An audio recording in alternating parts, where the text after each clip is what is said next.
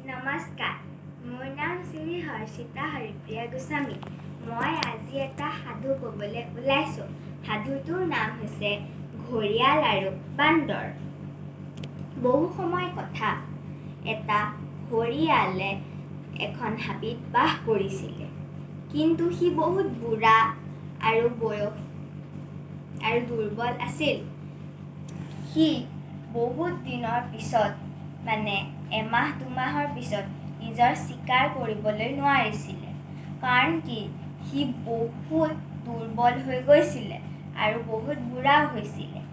তাৰপিছত এদিন ঘৰিয়ালটোৱে ভাবিলে, অলপমান চেষ্টা কৰোঁ মাছ এটা মাৰিবলৈ। যদি পাৰোঁ তেতিয়াহ'লে আনি খাওঁহি।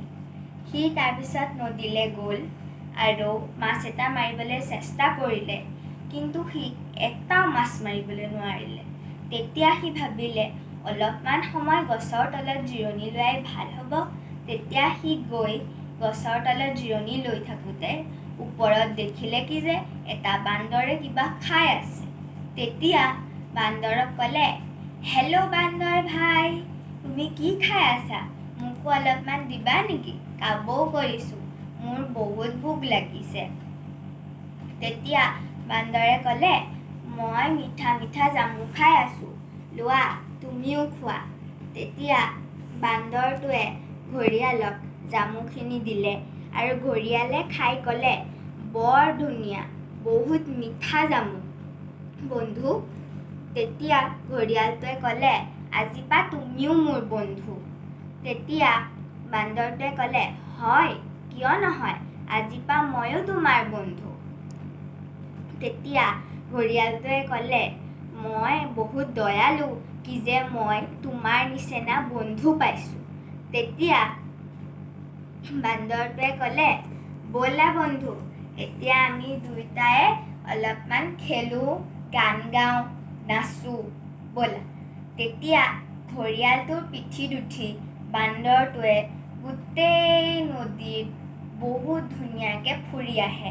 তাৰপিছত কেতিয়াবা যদি বান্দৰে গান গায়, আকৌ কেতিয়াবা যদি ঘৰিয়ালে নাচে, তেতিয়া তেনেকৈ সিহঁতৰ বহুত ধুনীয়াকৈ বন্ধু হৈ গ'ল। কিন্তু এদিন ঘৰিয়ালে ক'লে, বান্দৰ ভাই, মোকো অলপমান জামু দিয়াচোন।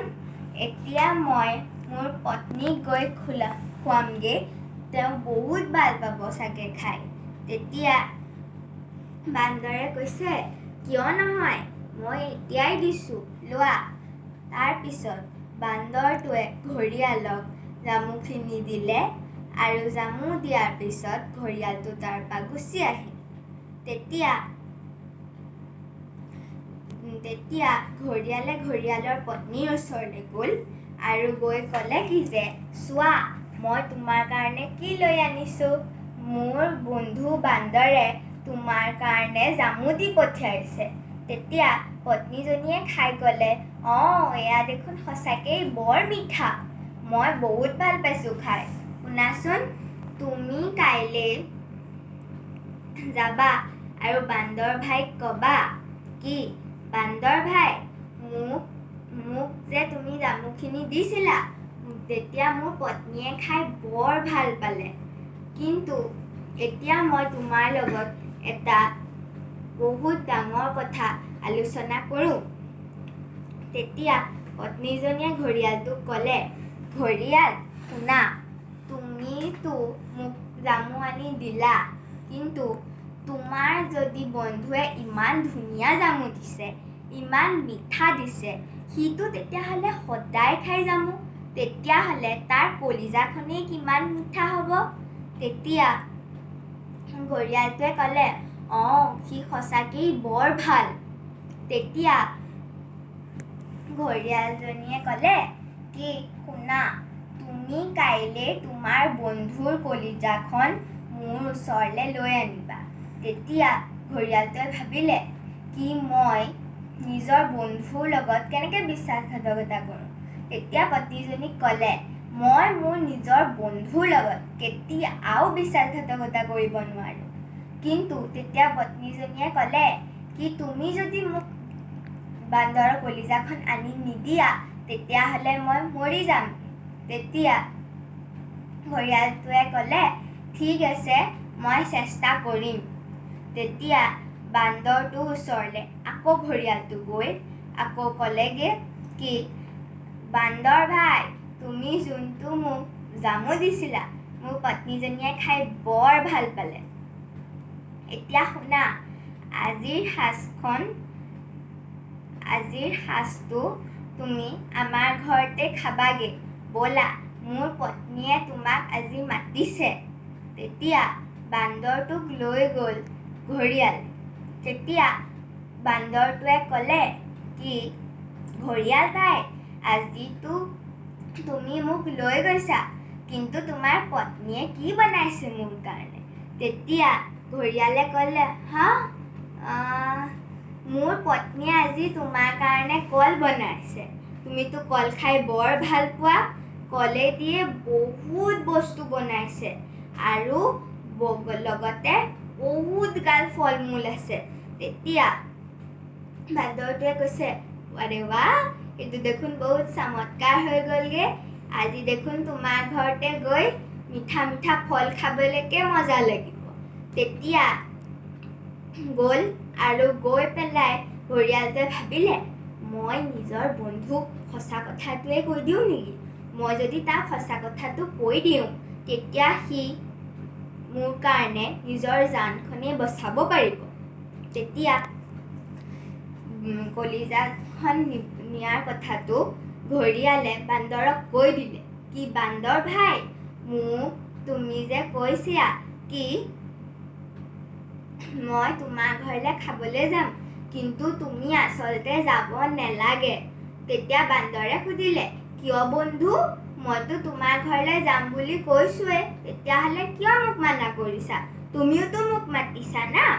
তেতিয়া ঘৰিয়ালটোৱে ক'লে কি, বান্দৰ ভাই, তুমি য'লৈ গৈ আছা সেইটো বহুত ভুল ৰাস্তা।